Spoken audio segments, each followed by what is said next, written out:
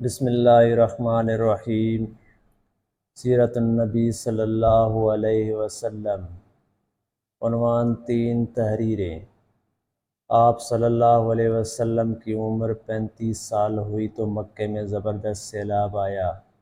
قریش نے سیلاب سے محفوظ رہنے کے لیے ایک بند بنا رکھا تھا، مگر یہ سیلاب اس قدر زبردست تھا کہ بند توڑ کر کعبے میں داخل ہو گیا۔ پانی کے زبردست ریلے اور پانی کے اندر جمع ہونے کی وجہ سے کعبے کی دیواروں میں شگاف پڑ گئے۔ اس سے پہلے ایک مرتبہ یہ دیواریں آگ لگ جانے کی وجہ سے کمزور ہو چکی تھی، اور یہ واقعہ اس طرح ہوا تھا کہ ایک مرتبہ کوئی عورت کعبے کو دھونے اور دے رہی تھی کہ اس آگ میں سے ایک چنگاری اڑ کر کعبے کے پردوں تک پہنچ گئی۔ اس سے پردوں کو آگ لگ گئی اور دیواریں تک جل گئی۔ اس طرح دیواریں بہت کمزور ہو گئی تھیں۔ یہی وجہ تھی کہ سیلاب نے ان کو کمزور دیواروں میں شگاف کر دیے۔ سیدنا ابراہیم علیہ السلام نے کعبے کی جو دیواریں اٹھائی تھیں وہ 9 گز اونچی تھی۔ ان پر چھت نہیں تھی۔ لوگ کعبے کے لیے نذرانے وغیرہ لاتے تھے۔ یہ نذرانے کپڑے اور خوشبوئیں وغیرہ ہوتی تھی۔ کعبے کے اندر جو کنواں تھا، یہ سب نذرانے اس کنویں میں ڈال دیے جاتے تھے۔ کنواں اندرونی حصے میں دائیں طرف تھا۔ اس کعبے کا خزانہ کہا جاتا تھا۔ کعبے کے خزانے کو ایک مرتبہ ایک چور نے چرانے کی کوشش کی۔ چور کنویں میں ہی مر گیا۔ اس کے بعد اللہ تعالیٰ نے اس کی حفاظت کے لیے ایک سانپ کو مقرر کر دیا۔ یہ سانپ کنویں میں منڈیر پر بیٹھا رہتا، کسی کو خزانے کے نزدیک نہیں آنے دیتا تھا۔ قریش بھی اس سے خوف زدہ رہتے تھے۔ اب جب کہ کعبے کی دیواروں میں شگاف پڑ گئے اور نئے سر سے تعمیر اس کی جاتی تھی، تعمیر کا مسئلہ پیش آیا تو اللہ تعالیٰ نے ایک پرندے کو بھیجا۔ وہ اس سانپ کو اٹھا لے گیا۔ البدایہ والنہایہ۔ یہ دیکھ کر قریش کے لوگ بہت خوش ہوئے۔ اب انہوں نے نئے سر سے کعبے کی تعمیر کا فیصلہ کر لیا اور پروگرام بنایا کہ بنیادیں مضبوط بنا کر دیواروں کو زیادہ اونچا اٹھایا جائے۔ اس طرح دروازے کو بھی اونچا کر دیا جائے تاکہ کعبے میں کوئی داخل نہ ہو، صرف وہی شخص داخل ہو جسے وہ اجازت دے۔ اب انہوں نے پتھر جمع کیے۔ ہر قبیلے اپنے حصے کے پتھر الگ جمع کر رہا تھا۔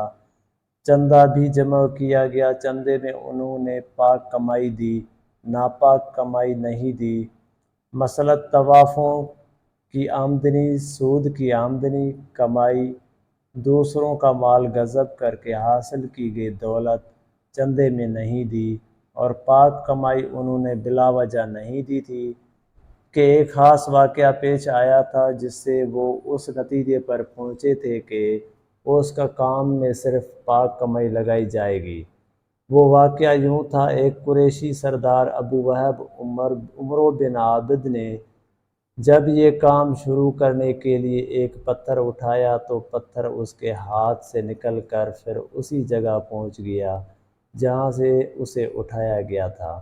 اس پر قریشی حیران و پریشان ہوئے۔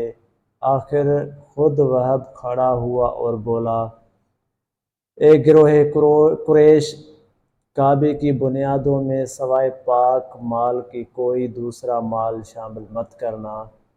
بیت اللہ کی تعمیر میں کسی بدکار عورت کی کمائی، سود کی کمائی یا زبردستی حاصل کی گئی دولت ہرگز شامل نہ کرنا۔ یہ وہب نبی کریم صلی اللہ علیہ وسلم کے والد حضرت عبداللہ کا ماموں تھا اور اپنی قوم میں ایک شریف آدمی تھا۔ جب قریش کے لوگ خانہ کعبہ کی تعمیر کے لیے پتھر ڈھو رہے تھے تو ان کے ساتھ نبی کریم صلی اللہ علیہ وسلم بھی پتھر ڈھونے میں شریک تھے۔ آپ پتھر اپنی گردن پر رکھ کر لا رہے تھے۔ تعمیر شروع کرنے سے پہلے قریش کے لوگوں نے خوف محسوس کیا کہ دیواریں گرانے سے کہیں ان پر کوئی مصیبت نہ نازل ہو جائے۔ آخر ایک سردار ولید بن مغیرہ نے کہا، کعبہ کی دیواریں گرانے سے تمہارا ارادہ اصلاح اور مرمت کا ہے یا اس کو خراب کرنے کا؟ جواب میں لوگوں نے کہا، ظاہر ہے ہم تو مرمت اور اصلاح چاہتے ہیں۔ یہ سن کر ولید نے کہا، تب پھر سمجھ لو اللہ تعالیٰ نے اصلاح کرنے والوں کو برباد نہیں کرتا۔ پھر ولید ہی نے گرانے کا کام کی ابتدا کی، لیکن اس نے بھی صرف ایک حصہ ہی گرایا تھا۔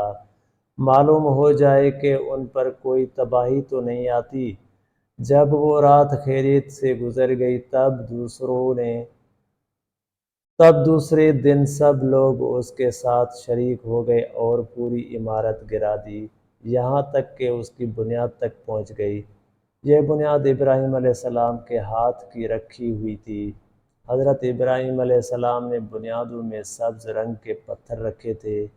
یہ پتھر اونٹ کے کوہان کی طرح تھے اور ایک دوسرے سے جڑے ہوئے تھے۔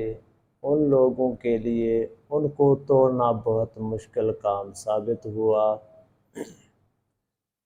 دائیں کونے کے نیچے سے قریش کو ایک تحریر ملی۔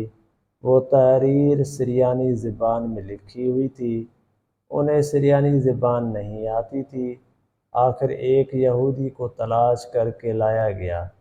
اس نے وہ تحریر پڑھ کر انہیں سنائی۔ تحریر یہ تھی، میں اللہ ہوں، مکے کا مالک، جس کو میں نے اس دن پیدا کیا جس دن میں نے آسمان اور زمین کو پیدا کیا، جس دن میں نے سورج اور چاند بنائے۔ میں نے اس کو یعنی مکے کو 7 فرشتوں کے ذریعے گھیر دیا ہے۔ اس کی عظمت اس وقت تک ختم نہیں ہوگی جب تک کہ اس کے دونوں طرف پہاڑ موجود ہیں۔ ان پہاڑوں سے مراد ایک تو ابو قیس کے پہاڑ ہے جو کہ صفا پہاڑی کے سامنے ہے، اور دوسرا کیکان پہاڑ ہے جو مکے کے قریب ہے اور جس کا رخ ابو قیس کی پہاڑ کی طرف ہے، اور یہ شہر اپنے باشندوں کے لیے پانی اور دودھ کے لحاظ سے بہت بابرکت اور نفع والا ہے۔ یہ پہلی تحریر تھی۔ دوسری مقام ابراہیم سے ملی۔ اس میں لکھا تھا، مکہ اللہ تعالیٰ کا محترم اور معظم شہر ہے۔ اس کا رزق 3 راستوں سے اس میں آتا ہے۔ یہاں 3 راستوں سے مراد قریش کے 3 تجارتی راستے ہیں۔ ان راستوں سے قافلے آتے جاتے تھے۔ تیسری تحریر اس سے کچھ فاصلے سے ملی۔ اس میں لکھا تھا، جو بھلائی بوئے گا لوگ اس پر رشک کریں گے، یعنی اس جیسا بننے کی کوشش کریں گے، اور جو شخص رسوائی بوئے گا وہ رسوائی اور ندامت پائے گا۔ تم برائیاں کر کے بھلائی کے آس لگاتے ہو، ہاں یہ ایسا ہی ہے جیسے کیکر یعنی کاٹنے دار درخت میں کوئی انگور تلاش کرے۔ یہ تحریر کعبے کے اندر پتھر پر کھدی ہوئی ملی۔ کعبے کی تعمیر کے سلسلے میں قریش کو پتھروں کے علاوہ لکڑی کی بھی ضرورت تھی۔ چھت اور دیواروں میں لکڑی کی ضرورت تھی۔ لکڑی کا مسئلہ اس طرح حل ہوا کہ ایک جہاز عرب کا ساحل سے آ ٹکرا گیا۔ آج سے مقام کو جدہ کا ساحل کہا جاتا ہے۔ پہلے یہ مکے کا ساحل کہلاتا تھا، اس لیے کہ مکے کا قریب ترین ساحل یہی تھا۔ ساحل سے ٹکرا کر جہاز ٹوٹ گیا۔ وہ جہاز کسی رومی تاجر کا تھا۔ اس جہاز میں شامل روم کے لیے سنگ مرمر، لکڑی اور لوہے کا سامان لیا جا رہا تھا۔ قریش کو اس جہاز کے بارے میں پتہ چلا تو یہ لوگ وہاں پہنچے اور ان لوگوں سے لکڑی خرید لی۔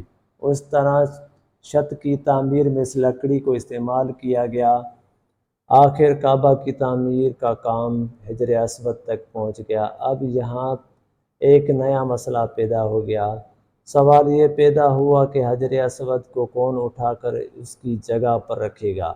ہر قبیلہ یہ فضیلت خود حاصل کرنا چاہتا تھا۔ یہ جھگڑا اس حد تک بڑھا کہ مرنے مارنے تک نوبت آ گئی۔ لوگ ایک دوسروں کو قتل کرنے پر تل گئے۔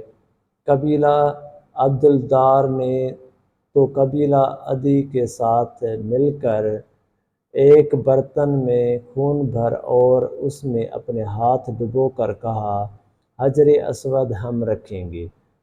اسی طرح دوسرے قبیلے بھی اڑ گئے، تلواریں نیا منہ سے نکل آئیں۔